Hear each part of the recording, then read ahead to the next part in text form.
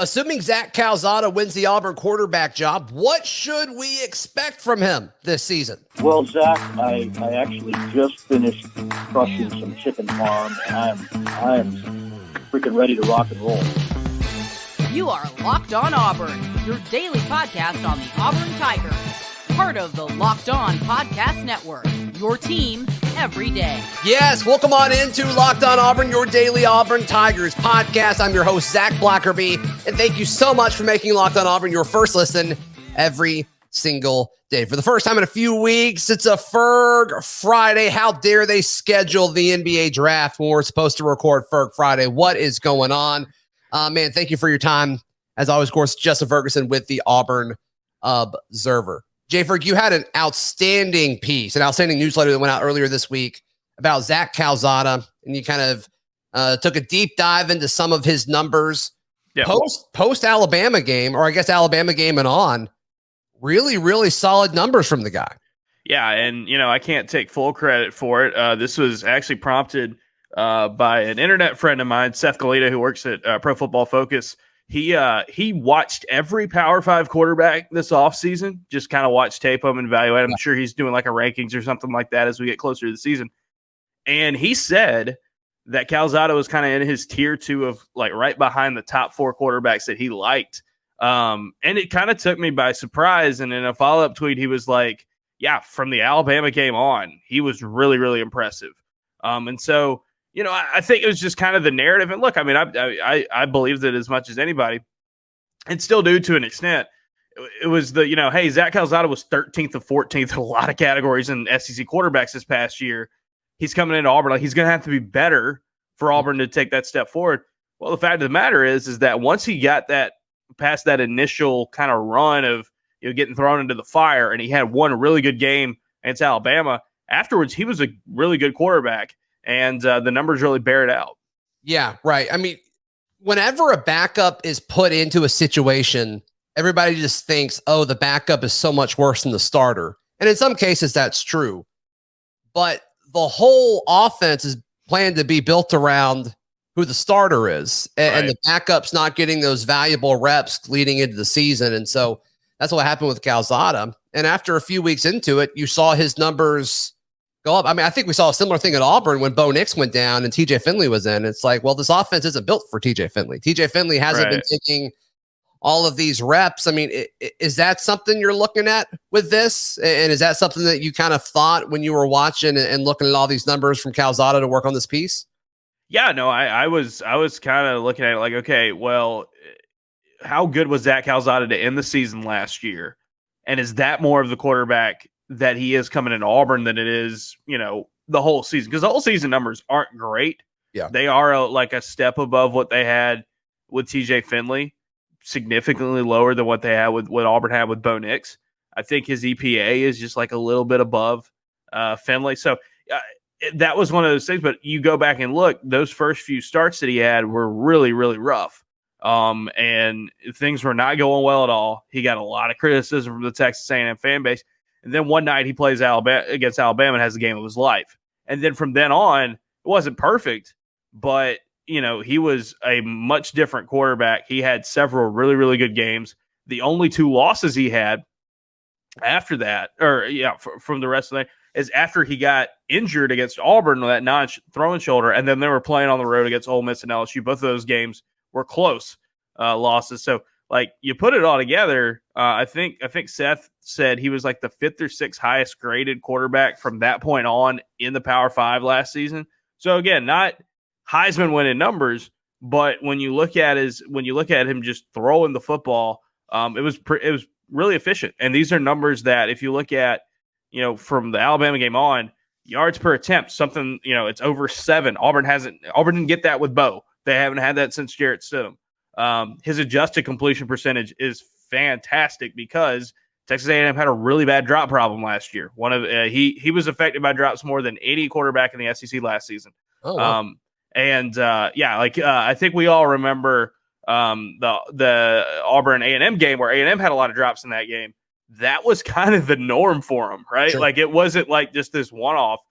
So his adjusted completion percentage was about where Nix's was last season. And we were coming off a year where, Bo Nix had his most accurate, most efficient season yet at Auburn. So again, like, it's a new system, it's new players, it's, you gotta adjust to all that. But what we saw from Zach Calzada towards the end of the season at Texas A&M, if he can be that same quarterback, if he wins the job at Auburn, if he can be that same quarterback, that's a key piece to having an offense that takes a step forward and ultimately Auburn being a better football team this year.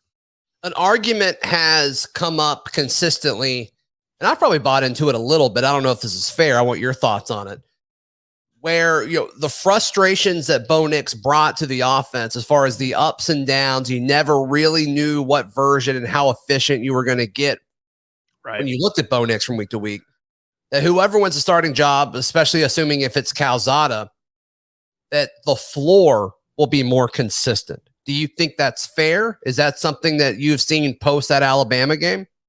I think so. And I think, like, in a way, TJ Finley has some of that to him. Now, I know Finley's numbers accuracy-wise aren't as good, but I think about being thrown into the fire last season. Right.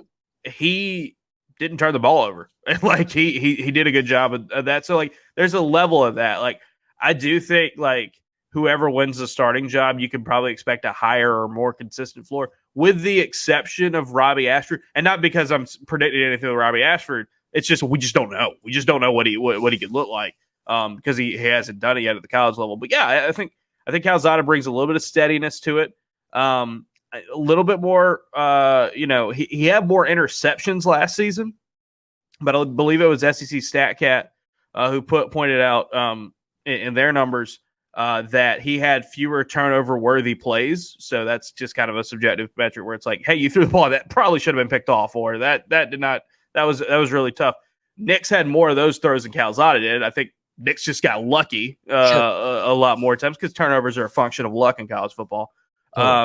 So yeah, I think you could see that kind of stability there.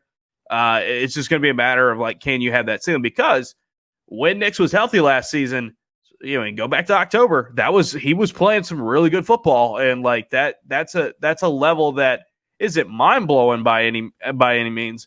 But, like, if Auburn could get back to that level and do it more consistently, get it for a whole season, you feel a whole lot better about that offense. When he was healthy, Auburn was a completely different offense, completely different team.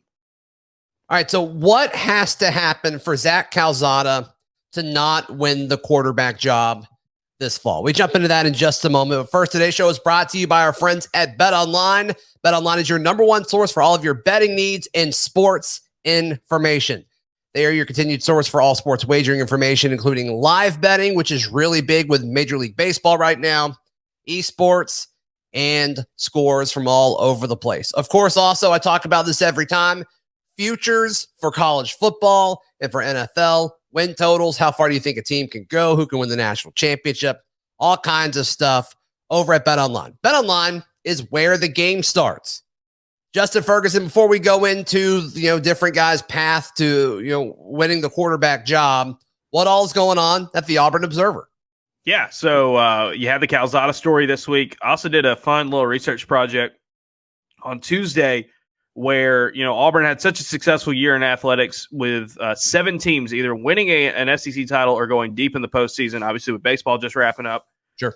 How did that compare all time? There's an argument he made. This is probably the best year Auburn athletics has had in terms of wide-ranging success in at least 20 years, and maybe ever, depending on your definition of success. So we looked at all that, had a fun podcast on Thursday with my buddy Tyson Alger, who covers Oregon. We talked Bo Nix, and then the other side of the trade between Auburn and Oregon, we talked Robby Ashford, DJ James, and Jason Jones. Also got into some fun stuff about, Auburn going to the West Coast here in basketball and football. Yeah. Got a pretty good perspective on everything going on out there. And then by the time you're listening to this, mailbag up back in its normal slot on Friday morning. So auburnobserver.com, it's $60 a month or $60 a year to sign up and get involved. And we're just going to get more and more stuff going now that it's July. SEC Media Day is coming up, and in a month we'll be talking about actual football again. Thank goodness. I can't wait for that to get here. And a big topic of that will be the quarterback job. Who's going to win the starting quarterback position for the Auburn Tigers? At this point, I'm dead set on it being Zach Calzada, Jay Ferg. What has to happen in your mind for Calzada to not be Auburn's starter? This is going to sound simple and it's going to sound very coach speaky, but like I do think it's true because I go back to the last time Auburn had a real quarterback battle with Bo Nix and Malik Willis and Joey Gatewood. What won that job when things look kind of even, when nobody really has like a clear-cut advantage? What wins that job is when they go out there at practice and when they go to those first fall scrimmages. Who is going to be the quarterback where the offense looks the best with them on the field, right? And that's it. That is it. When it is down to you're not banking on anybody's previous experience with your team, you're not necessarily kind of even in terms of like your talent level. Well, I think Ashford was a higher rated recruit coming out of high school, but like it's not like he's like this, 5-star, against a bunch of guys who were 3 stars. Sure. It's really going to come down to who runs this offense better and who the coaching staff has more confidence in heading into that first game, because I think the setup of that first game, those first 2 games, is going to make it so that if it's not 100% locked in, boom, this is our guy, period, there's going to be some flexibility. There's going to be some wiggle room to play some other guys. So I think at that point, it's like, if you pick somebody because they're the best quarterback right now, during fall camp, that I don't think you're married to it, right? I don't think you're locked in. Going off of that, though, Zach Calzada makes the most sense because he was the first transfer they went out and got. Right. He's got the most experience as a starter in the SEC, even though it is just 1 year. Sure. And I think he's a really, really good fit for what they want to do. I'd be interested to see what a guy like Robby Ashford would be like in this offense. Mm-hmm. Although I think it would be a lot of fun. We haven't seen it yet. We don't know. Outside of a spring game, we don't know what that looks like. So for Calzada, it's just going to be like, hey, take that experience that you have and just put it into motion. You didn't get much of a chance to do that in the spring because you were limited. But these summer months, these very, very important summer months, he's been full go, and that's huge for Auburn. Do you think there's any chance that there's a role for multiple quarterbacks with the starting team, the starting offense here? I don't think it's necessarily Harsin's MO, or it hasn't been in the past, to use multiple guys like in roles. If it's a situation where it's like, hey, the first couple of games we have a guy, but we want to get this other guy some snaps or some looks, I wouldn't be surprised at that. This was like the whole thing last season where it was like, oh, well, maybe Demetrius Davis could have like a role as like what they did, at Boise State with one of their quarterbacks, Montel Cozart. Doesn't really seem like that. I don't think Ashford's really that kind of guy. I know he's obviously really athletic and can move well. Is a good runner, the best running ability of anybody in that group. But I don't know if it's necessarily like you have one of those kind of guys where it's like a role player type of guy. He's a really good athlete though. So I think they're going to try to have a pecking order, and then that pecking order might shift a little bit depending on what happens in the first months of the season. But yeah, this offense and this style seems to just be more fit to like, here's our guy. And if we put anybody else in there, you're the guy. How do you think he handles announcing it? Do you think he'll do anything officially in the fall, or do you think the storylines will just kind of leak out of camp and people will write about like, all right, it's probably going to be so-and-so? Or do you think they'll do anything, any kind of official announcement at a press conference or something? Yeah, it's tough. I think that there's a chance that after that first scrimmage, he said, they're going to start narrowing it down after that.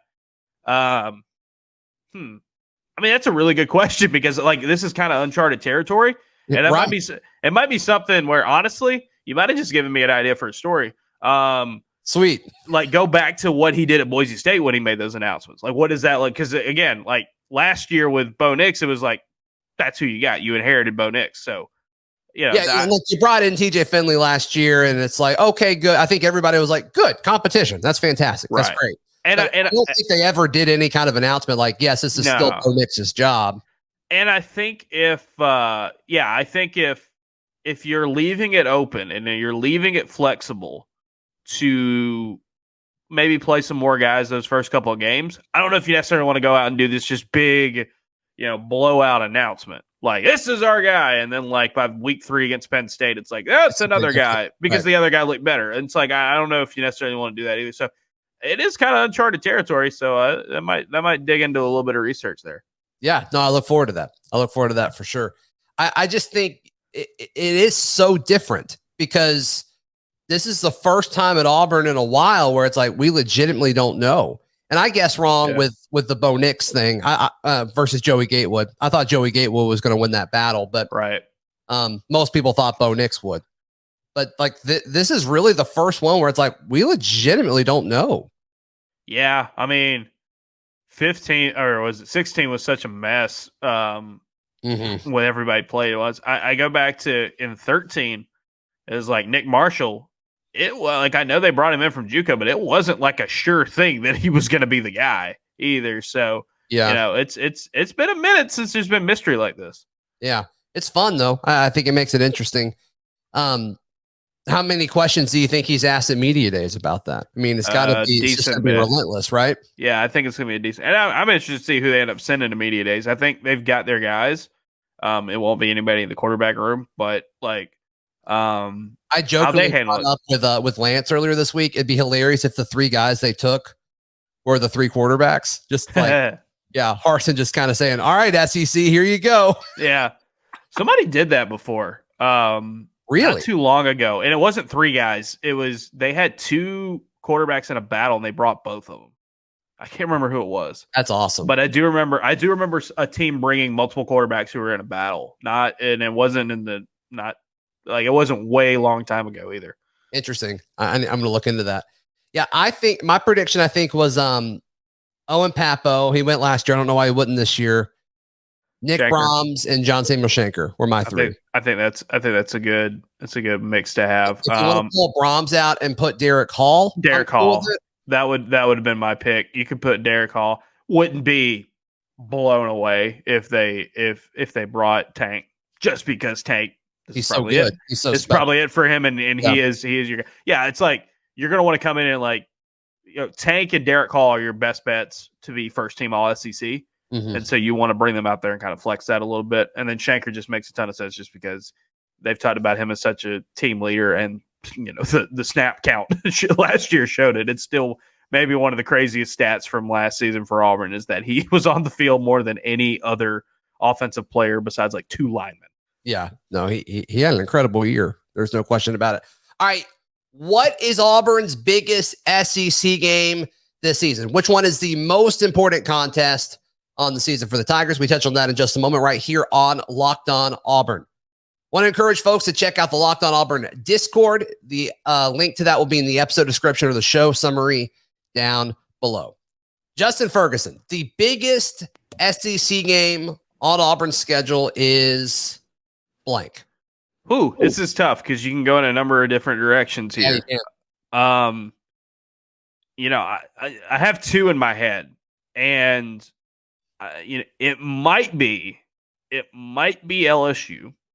That's my answer. Is LSU. If you want to go again, so I'll let you talk about why it's LSU for you. The other one I thought about was Ole Miss, and here's why. Okay.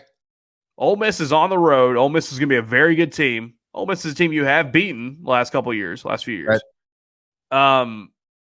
It comes right after Georgia, and look, I don't think a lot of people are expecting Auburn to beat Georgia in Athens. It's just that it's not something that people are going to predict to happen.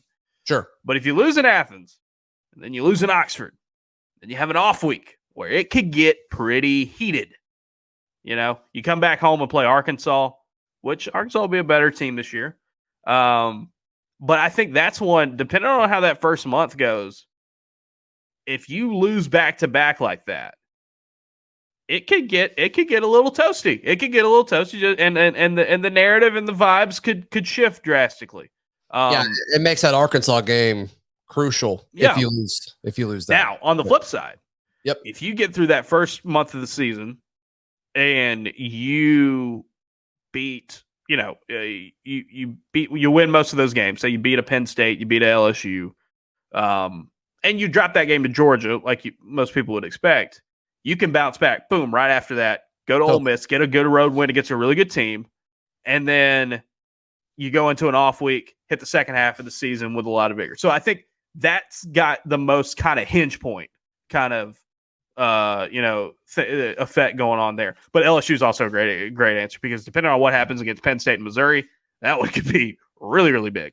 No, you're absolutely right. And I think it's LSU, because regardless of what happens to Penn State, if you lose that one, but you can come out the next week and beat LSU, or 2 weeks later and beat LSU. Yeah, Missouri's first, and then it's LSU. That's huge. And then all of a sudden you're like, oh, okay, you're 2-0 in SEC play going into Athens. Yep. I think that's huge.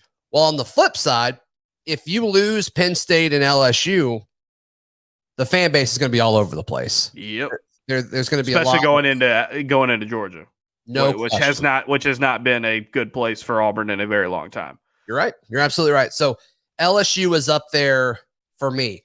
Another one I considered, Jay Ferg, was A&M, just because it's at home, and I think that's the biggest winnable game on your schedule. Yes, it's the best matchup you get at home, depending on how you feel about how LSU goes this year. But yeah, some SEC games for sure. Yeah. And I think A&M. I think A&M would be better than LSU. So maybe that's why I'm saying that.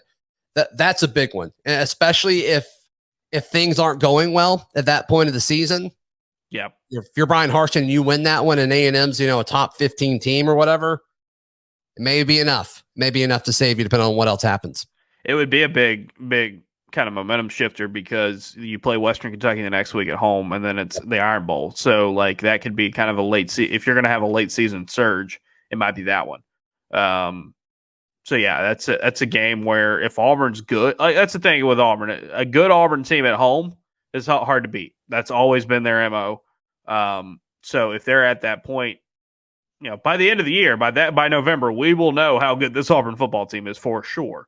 So yeah, that's an important one. Yeah, but I think it's either the LSU or the Ole Miss one. I think the LSU sets up a lot, and I think Ole Miss could be like the real oh, this could get sideways on you, or okay, you get a win. It could be a reset button that you need. Hit the second half of the season with some momentum. You get that off week before you play Arkansas. I think that would be big. Yeah, no, I'm there with you. And if you want to make the similar argument to Arkansas, like playing against Arkansas at home, and that being a big one, I'm cool with that too. I'm totally cool with that. They're all pretty important. They are, especially with everything at stake right now. So There's no question about it. Justin Ferguson with the Auburn Observer. Tell folks how they can check out everything that you have going on one more time real quick for me. Yeah, auburnobserver.com. It's $6 a month or $60 a year. You got the Calzada piece this week. You got the successful years for Auburn athletics piece. The podcast with my buddy Tyson with Auburn and Oregon. Mailbag today. Man, there's a ton of stuff up there on the site. Yeah, check it out. It's auburnobserver.com. And if you're watching this right now, I apologize for looking like I was about to cry during that second segment. My sinuses are killing me. So thank you for bearing with me if you had to get that visual image today. I was not getting emotional about Zach Calzada. Yeah. No, I've had similar things happen this week as well. So I totally get it. Thank you so much to Justin Ferguson. Thank you so much to you for following along everything happening this week. We'll be back on Monday to recap everything that happened over the weekend. This has been Locked On Auburn.